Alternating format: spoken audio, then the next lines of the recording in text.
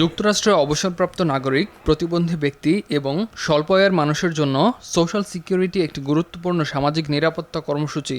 এই কর্মসূচির আওতায় প্রতি মাসে কোটি কোটি মানুষ নিয়মিত ভাতা পেয়ে থাকেন, যার প্রধান সুবিধাগুলো হলো মাসিক অবসর ভাতা, প্রতিবন্ধী ভাতা, পরিবার ও উত্তরাধিকার ভাতা, এমনকি চিকিৎসা ক্ষেত্রে নানা সুবিধা।